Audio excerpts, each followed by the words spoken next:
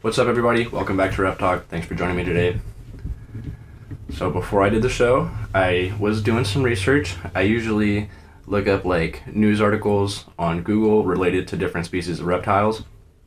And I found this one today, just like 10 minutes before I started filming.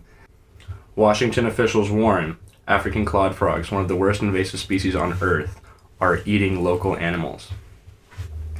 Right? They're just little tiny frogs. What the hell are they eating? That's what I clicked on this article. I see the first sentence that says, an invasive species, one that can survive in drought, freezing weather, or even outer space, is consuming and competing with native species in western Washington. I had no idea. So frogs in space? What is that? When did that happen? So I Googled it.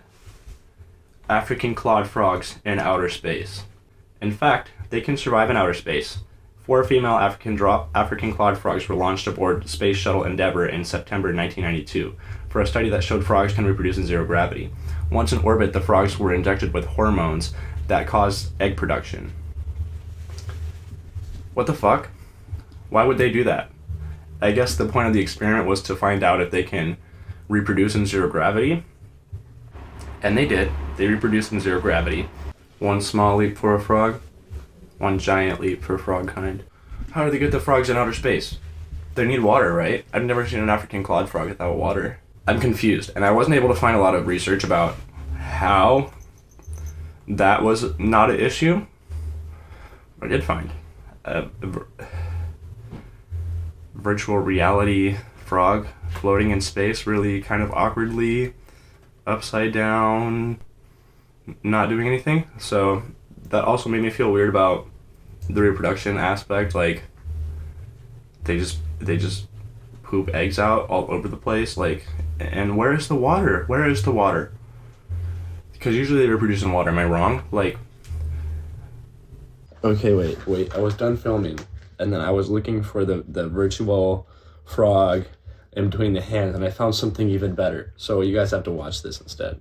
Now, I'm not sure what's going on here, what kind of frog this is, or why this happened, but I do know that it's kind of fucked up, and I'm gonna laugh a lot, but I think that I do feel bad for laughing. It's not funny, but it's also funny at the same time. So here we go. I am just like letting the frog like freak out and like the way that the frog is like twisting his body and flying into the air is so funny, bro. He's now floating up and the guy catches him. He's kind of petting him. The frog is like not happy and he starts to freak out again and float up. And now he's bouncing off the walls. Oh my fucking god. He zoomed up on his hands trying to put it back, and then it slips out. You can see it just slip right out of his hands. And then it's calm for a second, and then he loses it. He loses it on his chest, and it's literally just hitting every wall. And it's just so fucking funny. Oh my god. Dude, they should have had this more controlled. I think that this is not a good idea. Oh my god. Alright, back to the video. Thank you guys.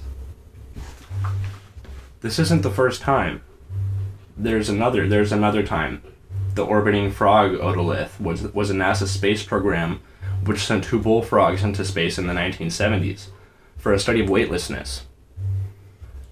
You could have sent a scale and a weight. I think I don't understand, and also like I'm curious, you know? So what else did they send to space? I googled geckos in space. I googled geckos in outer space. And we have this article. Let's see what it says. Oh, we have a video.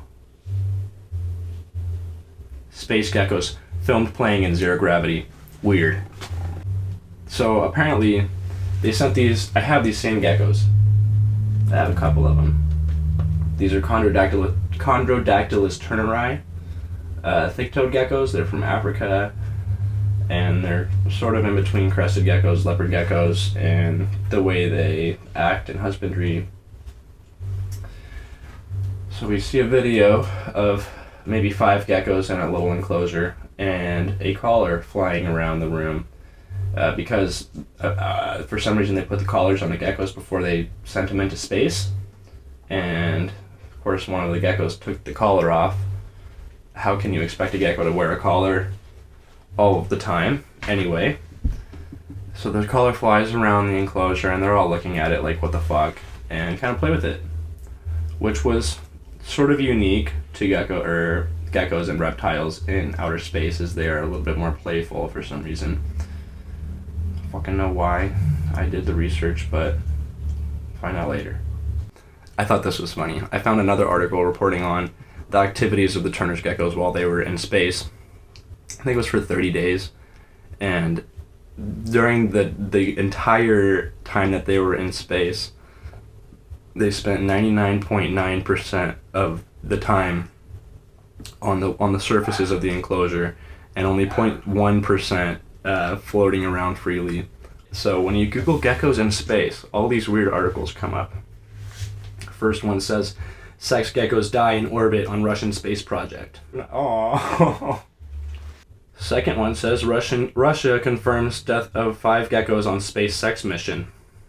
Third one, 5 gecko lizards sent into orbit on a Russian space satellite as part of a sex experiment have all died. First of all, rest in peace. I mean, second of all, what a way to go. R.I.P. space sex lizards. That's so sad. Oh my god. Alright, check it out, guys. This is my sexy space lizard. I'm doing more research on the Orbiting Frog Otolith, the OFO. It was actually a container filled with water that had the frogs in it, and I was very confused about that aspect. Like, where is the water? And I'm still a little bit confused. Anyway, so they paralyzed the frogs, sent them into outer space, and that was the end of the plan. So basically they had these little mechanisms where scientists can track the weightlessness of the frogs and how they're reacting, but there was no plan for the frogs to ever make it back alive, I guess. I found out that basically the spaceship that the frogs were in ran out of batteries. Thanks, NASA. I thought we had better batteries. Especially, like, dude, you're a frog. What kind of batteries are you using? And it runs out of batteries. So my next question, what happened? What happened after it ran out of batteries? And there's not a lot of information about, I mean, everything just says that the frogs died in space because it ran out of batteries. Did it ever come back from space? Are there still frogs in orbit? I don't know. I think there's still frogs in orbit. I think that there's still 2 bullfrogs. Probably not bullfrogs anymore, probably just like frog soup out there orbiting. Man, that's upsetting. I'm sorry, guys. I'm sorry. I thought this was going to be a lot more fun to talk about. Okay, but yeah, the tortoises in 1968, the Soviet Union sent Zond 5 spaceship with a capsule carrying 2 steppe tortoises. The tortoises completed a circuit around the moon, and after 6 days, returned to Earth. They landed totally off course, but they were still alive, and they only lost 10% of their body weight. And they were super active when they returned. So, tortoises. So what has been to the moon? Tortoises, the African clawed frogs, the bullfrogs, Chondrodactylus turneri, one day gecko I mentioned earlier, but I can't remember what it's called. Definitely the coolest one is the sex geckos. Damn, rest in peace to all those animals that went to space. So I want to talk about this other article I saw that was kind of funny. And I want to start off by saying shame on you We're not going to your daughter's gender reveal, mother, whoever you are. It's just mother and daughter are the characters we have in this story. So, let's get started.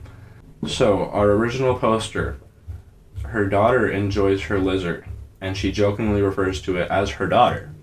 So we have a mother that has a daughter that has a lizard, and the lizard is the daughter's daughter. So now the mother has a grand lizard. The lizard's grandmother says, I found it weird, but she says it's because it's the closest thing she's had to a child, and she feels a strong emotional bond similar to a child.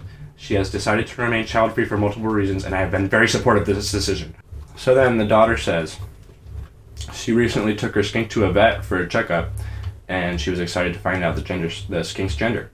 Afterwards, she texted her mother asking if she'd come to the gender reveal party she was having. She explained it was just a small get-together with a cake and food and her friends, and she hasn't seen her mother in a while, the gender reveal mostly being a joke. Mother said, I don't see a point. It's just a lizard, and I'm a busy person. She later called me and expressed she was kind of sad that I didn't come to the party, and it had been a while since I'd seen her. But she understood I was busy. I told her she couldn't actually expect me to come to a lizard's gender reveal party. She said that it wasn't a real gender reveal party, and it was more of a joke, and I was really just a small get-together to catch up with everyone. I told her that if it was the case, she should have just called it a gathering. I'm not coming to a gender reveal party unless it's a real granddaughter. Mother. Daughter. Oh my god. This is crazy, dude. This is actually a BuzzFeed article. So the mother says she got quiet for a minute and then turned my words around, claiming I wasn't supportive of her decision to be child-free. I told her she can't possibly expect me to treat a lizard as a granddaughter. She said she didn't expect me to, but it was clear that I didn't respect her bond with her lizard and her decision. I told her she was being ridiculous over a lizard. She claimed it wasn't over a lizard, it was a gathering and not even centered around the lizard, but I stick by what I said. It's ridiculous to have a gender reveal party for a lizard. So the great-grandmother lizard posted the following, probably on her Facebook, because I don't know where else mothers post things like this. She said, 1. My issue is that she said the party was a gender reveal. If she had called it just a party, I would have come. But calling it a gender reveal makes it sound like it's more for the lizard. I'm not going to that even if it is a joke. Which is like, dude, so you're gonna go to a party but not a gender reveal for your daughter? Like, and then she says, 2. I don't know why it matters, but the skink is a girl, which is why I said I'm not coming to a gender reveal party unless it's for a real granddaughter. So the skink's not real? Like, the skink is not a real girl? Like, are you saying the skink doesn't exist? 3. Even though I don't agree with my daughter for being child-free, I have been supportive and only showed mild frustration. ... Okay. Okay. 4. This is the last one. We haven't seen each other in 3 months. I'm a single mother and we have always been close, which is when she invited me with her friends. I didn't want to go to a party with a lizard.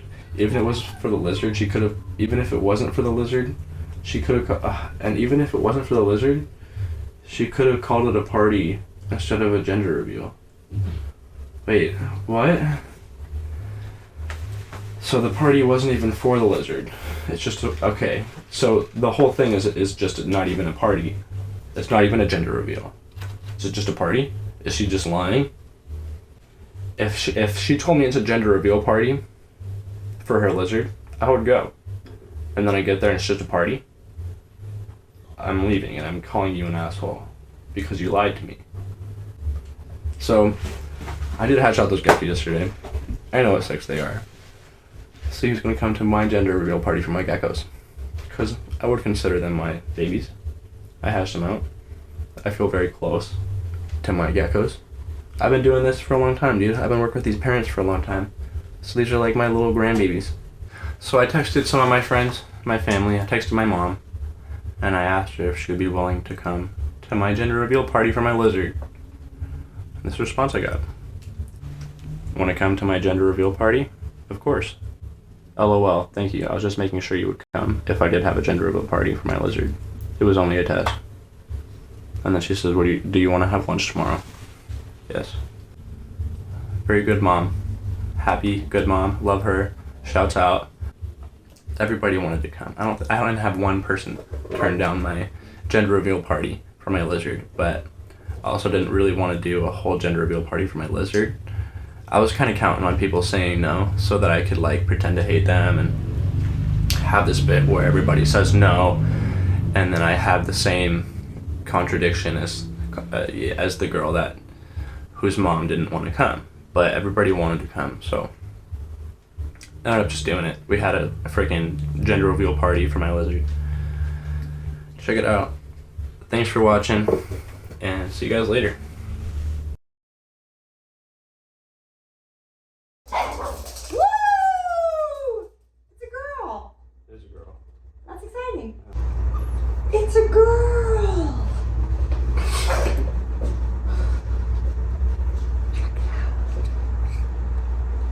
It's a girl. Before you, hey, stop. Don't stop watching, but stop going forward. Hey, listen to me. I need you to go to the Fresno Reptile Show on June 4th and 5th because I'm going to be there. And I got some new merch. And I got some new stickers. And I got prints. And I got new animals. And I'm hatching out species I've never hatched out before that are going to be available for the first time at the Fresno Reptile Expo on June 4th and 5th at the freaking Fresno Fairgrounds. So make sure you check it out. Bring my isopods, springtails, everything. And I plan on getting some new animals. So, speaking of the show, I did get a few cultures of springtails recently. I never saw those freaking red ones, dude. I want to get the red ones. You guys know of Lugardi. I mean, everybody knows in the Sacramento area, I'm sure, that at least keeps reptiles. I'm not a hater or anything, but I did have to buy this today for like $11 or something. And it hurt my feelings when I had to buy it because I know it's something that I can just make myself, and I will. I'll make it in freaking like one of the next videos or something and have it for sale on my website or at the reptile show. So check it out. Springtail food, premium springtail food. And because I'm a premium springtail, we're gonna have a little bite. I've got my trusty spoon here and my premium springtail food.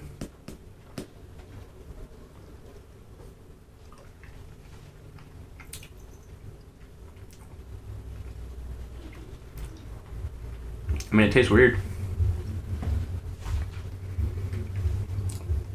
It tastes like